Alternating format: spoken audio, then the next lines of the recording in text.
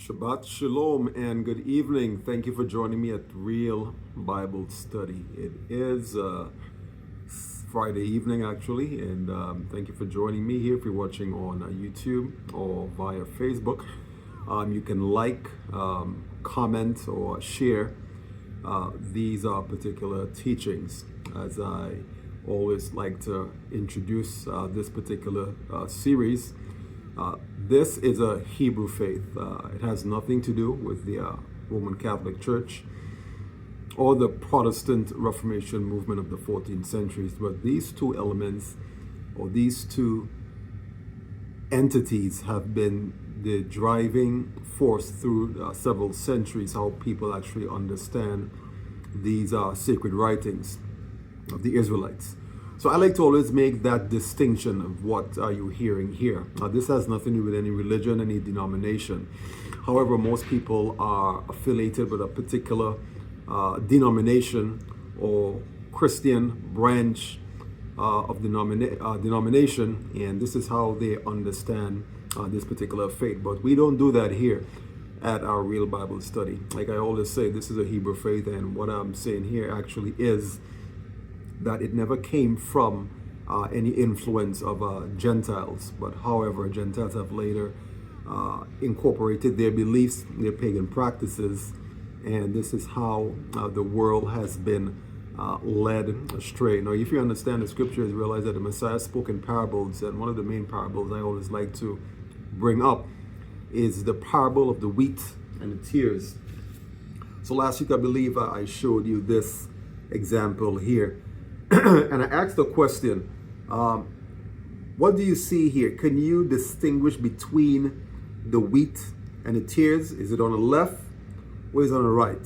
Let me give you a couple of seconds. Do you know which one is wheat and which one is tares?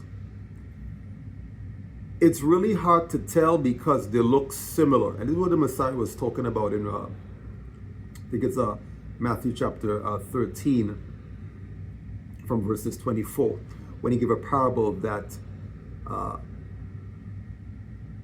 a man went into his field and he sowed good seed. And when he left, an enemy came and sowed tares among the seed, and he went his way. And when he came back after some time with his helpers, they saw that tares grew up between the wheat, and they asked, where did these tares come from? Didn't you plant good seed? And he said, an enemy has done this.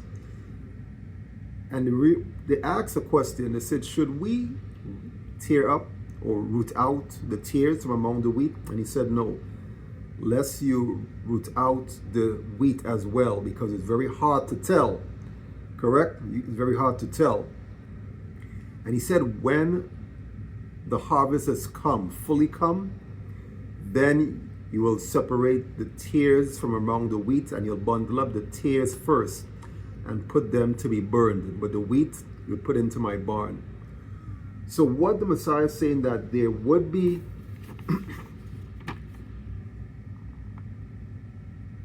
a distinction that you would need to look at. There will be something in the earth that he did not plant or he did not create, but it's going to look similar to what he himself had established. He said, while men slept. So these men that slept were the apostles. When the apostles died, other men came in, first, second, third century, and brought in their philosophies, their customs and belief, and intermingled with the Hebrew faith. Now, when I flip this over, now you can distinguish between what is the wheat and what is the tare. But it's very difficult to tell just looking at it. This is why the Messiah says you have to test every spirit. I was having a conversation with someone recently, and I said, you know, after many years of really looking at the world and looking at scripture and where people's beliefs come from, the number one religion in the world with the most influence is a religion called Christianity. And as we look at it through the scriptures, we realize that that religion called Christianity does not exist anywhere in Scripture. Right here. I call it the big three: Christianity, Islam, and Judaism. This is not found anywhere in the Scriptures. You can't find this word here. Why is that important to note? You see, because the Creator communicated with the apostles and the prophets in a very specific language called Hebrew, and it's a Hebrew faith. So when we look at this is the name that he came with, and this is what the ancient Israelites referred to the Mighty One as. He was never referred to as God, and this is the same name, or part of the name of the Messiah, Yahusha. Yod He Vav. The Messiah's name starts with these three Hebrew letters. Very important to know and understand where the deception comes from. Let me show you something real quick. So right here,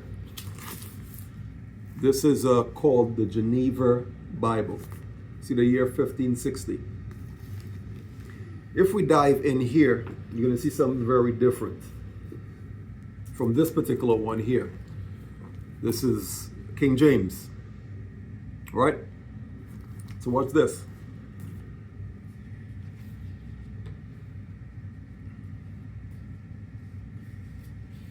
When we go through this book, I highlighted a couple of chapters. This is 2 Timothy. When you look at 2 Timothy, if you look closely, hope you can see it. If you look right here, see the Messiah's name, how it's spelled? Aesus. What we see here? Aesus. Over here as well. Can you see it? All through the scripture, you're going to see the Messiah's name, how it's spelled. See that?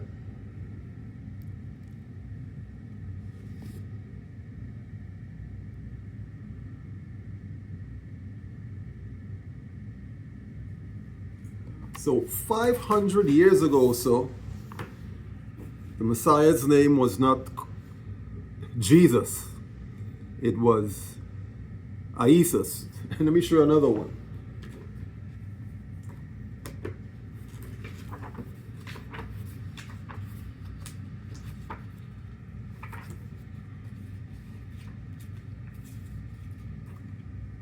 Let's take a look at, just had it there a while ago.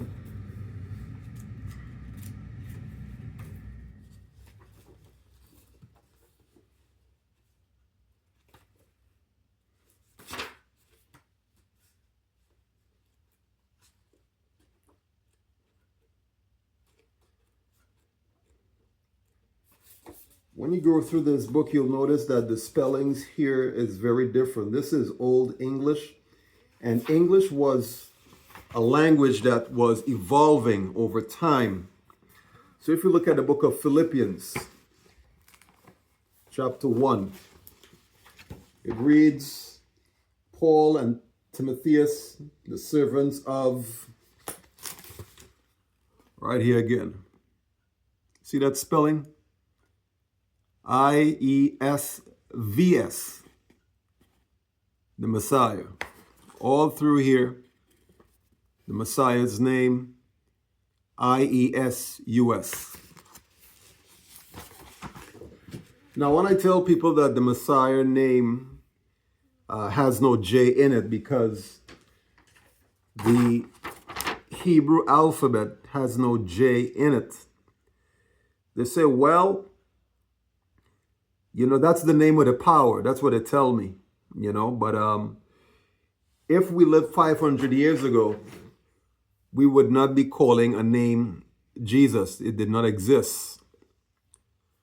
What is my point? My point is there's a lot of different denominations that use that name, and you have a lot of different ideologies regarding their specific teaching. Not only that, they have a lot of different interpretations of the scripture that brings a lot of confusion. So Geneva Bible is a very unique one because in the 1611 King James Version, the Messiah's name is spelt different than this one here. It's spelled Jesus, you know? So why is this important? Why I'm bringing up this point? Because the Messiah's name should not be confused with anyone. Just recently, I was looking at a program, sorry, not even a program, but I saw a guy by the name of, he looks like he plays for a football team in Europe, which they call soccer in the US.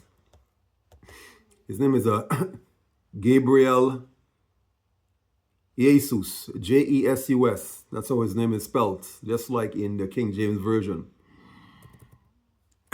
Now, this concerned me because I said no one should have the Messiah's name, because his name should be set apart, like the Father's name, set apart. Set apart means holy. So how is it that a man, a regular man, a celebrity has the same name as the Messiah? And why do people hold on to it like that? Even though I'm sure in a Bible that his name is spelt different, how it was spelled 500 years ago, and that Jesus is the new name that most people are familiar with. So the Messiah has 3 different names in 3 different interpretations, and this should not be.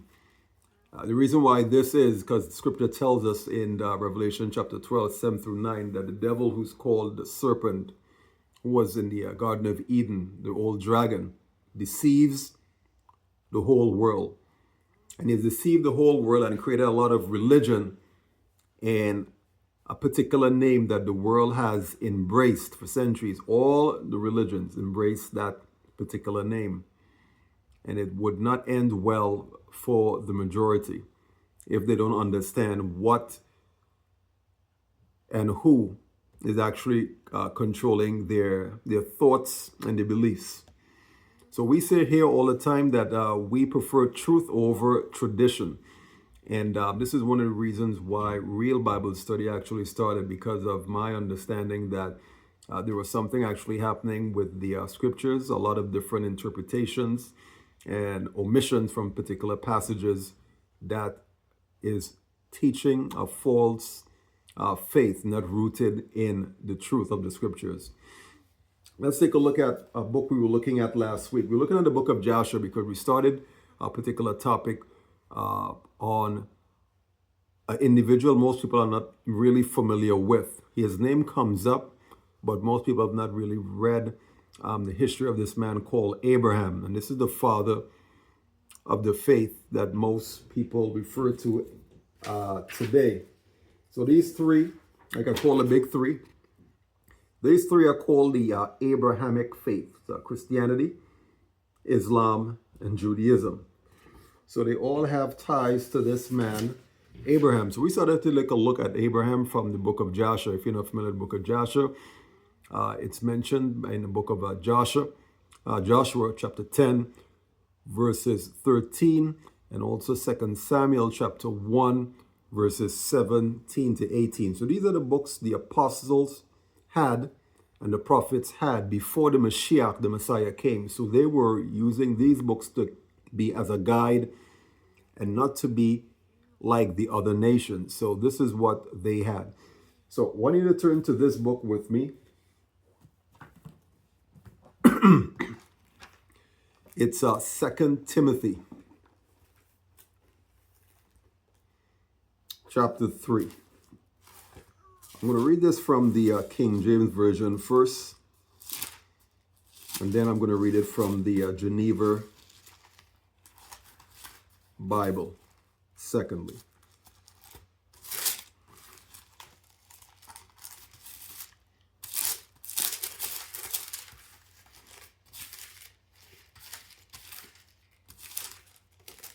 Did I say 2 Timothy? Yes, I believe it's 2.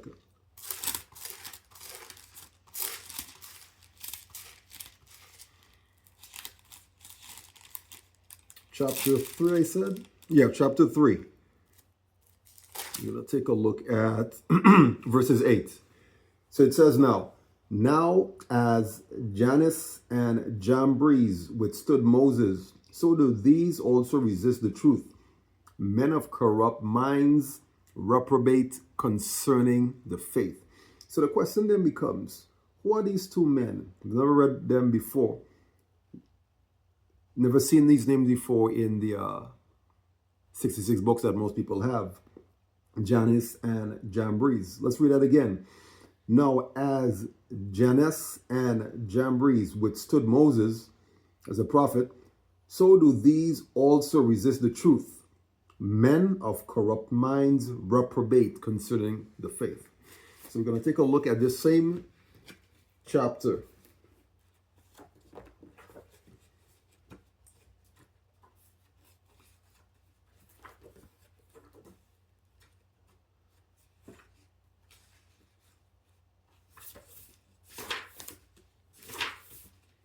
Okay, 2 Timothy.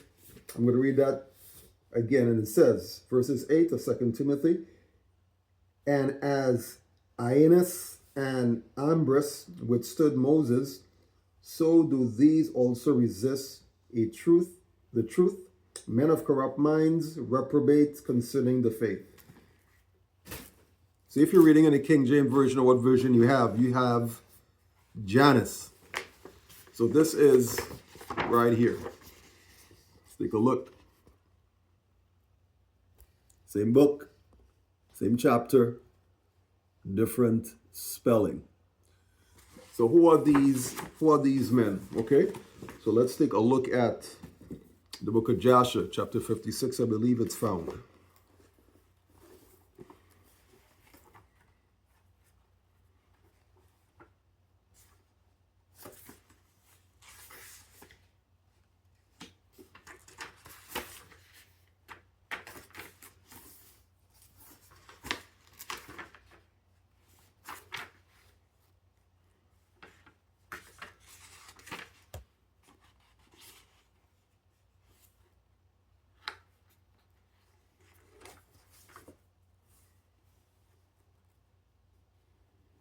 See if it's in Joshua chapter 56.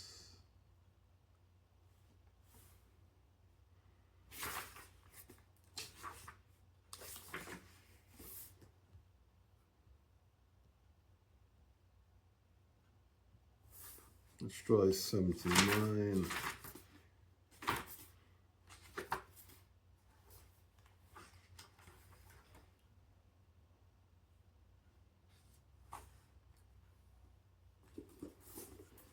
Okay, so we're going to read Joshua chapter 79. I'm going to read from verses 20. And it says, and Moses and Aaron rose up early on the next day, and they went to the house of Pharaoh, and they took the stick of Yahweh in their hands. And when they came to the king's gate, 2 young lions were confined there with iron instruments. And no person went out or came in from before them, unless those whom the king ordered to come. When the conjurers came and withdrew the lions by their enchantments, and this brought them in to the king. So the Pharaoh had 2 young lions on his premises, and the only people that could come is if the Pharaoh summoned them. So these conjurers, or these men of magic, they use incantations to, I guess, put the lions in a spell so they could come past the lions to get to the Pharaoh. And it reads again, and Moses hastened and lifted up the stick on the lions, and he loosed them, and Moses and Aaron came into the king's house. The lions also came with them in joy, and they followed them and rejoiced as a dog rejoices over his master when he comes from the field. So these lions got tame when Moses and Aaron came. When Moses, I guess, lifted up his staff, these lions became like dogs. They were joyous and following them, like when your pet dog sees you come home from work. So these lions are actually acting like this. And when Pharaoh saw this thing, he was astonished at it, and he was greatly terrified at the report, for their appearance was like the appearance of the children of Elohim. And Pharaoh said to Moses, "What do you require?" And they answered him, saying, "Yahweh Elohim of the Hebrews has sent us to you to say, send out my people that they may serve me." And when Pharaoh heard these words, he was greatly terrified before them. And he said to them, "Go today and come back tomorrow." And they did according to the word of the king. And when they had gone, Pharaoh sent for Balaam, the magician. Pay attention to this one. And to his sons, Jannes and Jambres, and to all the magicians and conjurers and counselors which belonged to the king.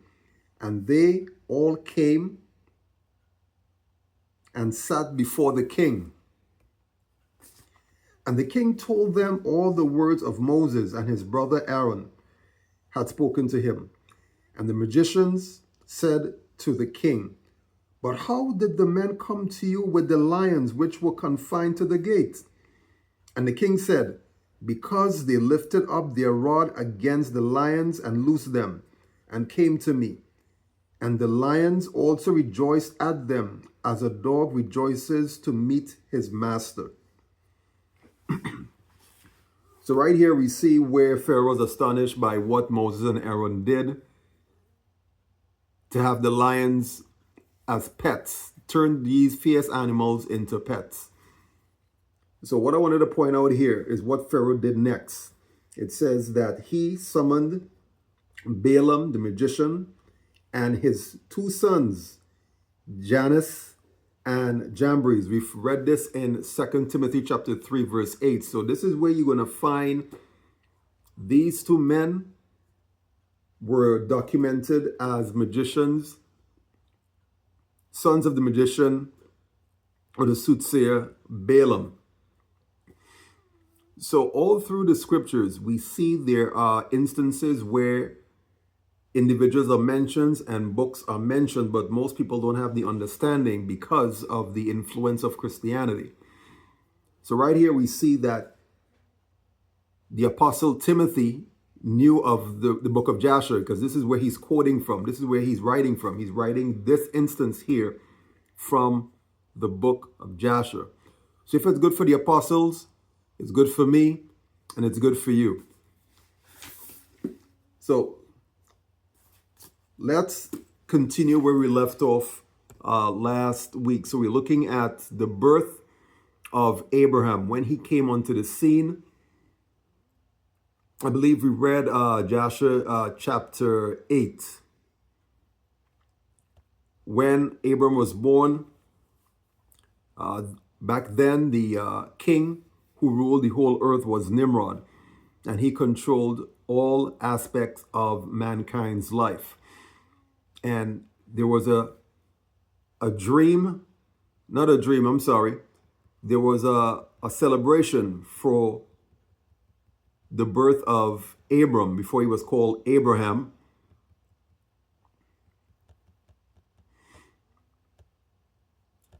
And these wise men saw a massive star in the sky. And just to summarize chapter 8, when they saw this star, they knew that someone powerful was born in the house of Terah. Terah is Abram's father. So they went to tell Nimrod, King Nimrod, this story, that whoever was born in Terah's house, that someday would rule your kingdom someday. And you don't want to have that, so you need to get rid of him. So he summoned Terah, And Terah heard that the king wanted to purchase his son, and he knew that he wanted to actually kill Abram. So what he did, he went back to his house. He bargained with the king, went and get one of his servants' child, and brought it to the king, with the hopes that the king would not know that it was not Abram. So the king killed the child by bashing the child's head on the ground, and then that was the end of the story. He actually thought that that was Abram, but Abram was not killed or harmed, but he was hidden for years with his mother and a nurse. We want to pick up that story again. We're going to be reading the book of Jasher from chapter 9, I believe.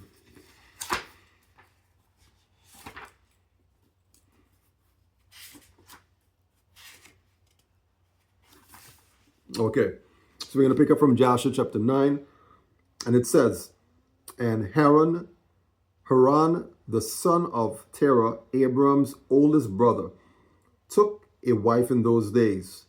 Haran was 39 years old when he took her. And the wife of Haran conceived and bore a son, and he called his name Lot. And she conceived again and bore a daughter, and he called her name Melchah. And again conceived and bore a daughter, and she called her name Sarai. So here we have Haran, which is Abraham's older brother, having 3 children, Lot, Milcah, and Sarai. Sarai would be Abraham's future wife. So he actually married his cousin, I believe, if we are correct. Yes, so that's his brother's daughter, correct? Yes. So that would be his cousin. Okay, so let's continue. So Haran was 42 years old when he begot Sarai, which was in the 10th year of the life of Abram. So when Abram was 10, his future wife was born. And in those days, Abraham and his mother and nurse went out from the cave, as the king and his subjects had forgotten the affair of Abram. And when Abram came out from the cave, he went to Noah and his son Shem, and he remained with them and learned the instructions of Yahuwah and his ways. So Abram grew up with Noah and Shem and learned the ways of Yahuwah, so his ways. And no man knew where Abram was. And Abram served Noah and his son Shem for a long time. And Abram was in Noah's house 39 years. And Abram knew Yahuwah from 3 years old. And he went in the ways of Yahuwah until the day of his death, as Noah and his son Shem had taught him. And all the sons of the earth in those days greatly transgressed against Yahuwah. And they rebelled against him, and they served other Elohims or gods, and they forgot the Elohim who had created them in the earth. That's like today, right? Most people don't know they have a creator. They just wake up, they go to work, they go to the ball game, they go to whatever, thing they need to go to, and they don't think about, their life from a, future of their life. When their life ends, come to an end, what happens? Most people don't think about that. They just exist in this world and just do as, what's pleasing to them. So the same thing going on right here. In the scripture, it is documented. So man has not changed. Only times has. And at that time, the inhabitants of the earth, each man made for themselves his God, like today. God of wood and stone, which could neither speak, hear, nor deliver. And the sons of men served them, and they became their Elohims, or gods. And the king and all his servants, and Terah is Abram's father, with all his household, were then the first of those to serve gods of wood and stone. And Terah had 12 gods, of large size, made of wood and stone, after the 12 months of the year. And he served each one monthly, and every month Terah would bring his meat offering and drink offering to his gods. Thus Terah did all the days, and that whole generation was wicked in the sight of Yahuwah. And they thus made every man his god, but they forsook Yahuwah, who had created them. And there was no man found in those days in the whole earth who knew Yahuwah, for those each served his own God, except Noah and his household, and all those who were under his counsel knew Yahuwah in those days. And Abram the son of Terah was waxing great in those days, and the house of Noah, in the house of Noah, and no man knew it. And Yahuwah was with him, and Yahuwah gave Abraham an understanding heart, and he knew all the works of that generation were vain, and that all their gods were vain and were of no avail. And Abram saw the sun shining on the earth, and Abram said to himself, surely now this sun that shines on the earth is God, and I will serve him. And Abraham served the sun in that day, and he prayed to him. And when evening came, the sun set as usual, and Abram said within himself, surely this cannot be Elohim. And Abram still continued to speak within himself, who is he who made the heaven and the earth? Who created on earth? Where is he? And the night darkened over him, and he lifted up his eyes towards the west, north, south, and east. And he saw that the sun had vanished from the earth, and the day became dark. And Abram saw the stars and moon before him, and he said, surely this is Elohim, who created the whole earth as well as man. And behold, these servants of his are gods around him. And Abram served the moon and prayed to it all night. And in the morning, when it was light and the sun shone on the earth as usual, Abram saw all the things that Yahuwah Elohim had made on earth. And Abram said to himself, surely these are not Elohims or gods that made the earth and all mankind, but these are the servants of Yahuwah. And Abram remained in the house of Noah, and he knew Yahuwah and his ways. And he served Yahuwah all the days of his life. And all that generation forgot Yahuwah, and served other gods of wood and stone, and rebelled all their days. And King Nimrod reigned securely, and all the earth was under his control, and all the earth was of one language, one tongue, and the words of union. And all the princes of Nimrod and his great men took counsel together, Put, Mizraim, Cush, and Canaan with their families.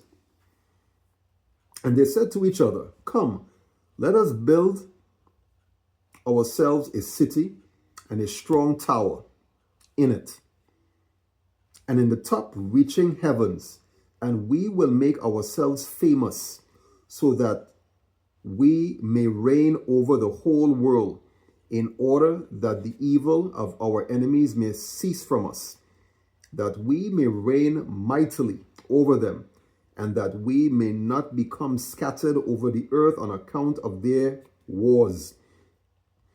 And they all went before the king, and they told the king these words, and the king agreed with them in his affair. And he did so. And all the families assembled, consisting of about 600,000 men, and they went to seek an extensive piece of ground to build the city and the tower, and they sought in the whole earth, and they found none like one in the valley at the east in the land of Shinar. about 2 days' walk. And they journeyed there and they dwelled there. And they began to make bricks and burn fires to build the city and the tower that they had imagined to complete. And the building of the tower was a transgression and a sin for them. And they began to build it.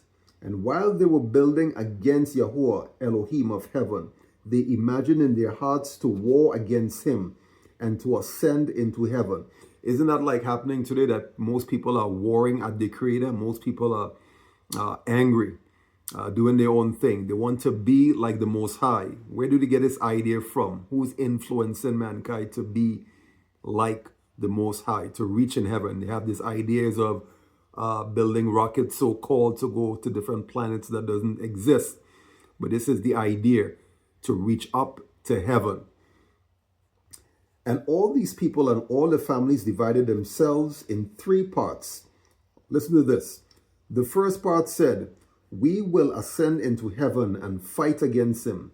The second said, "We will ascend to heaven and place our own gods there and serve them."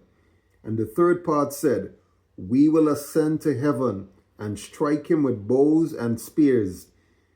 And Yahuwah knew all their works and all their evil thoughts. And he saw the city and the tower which they were building.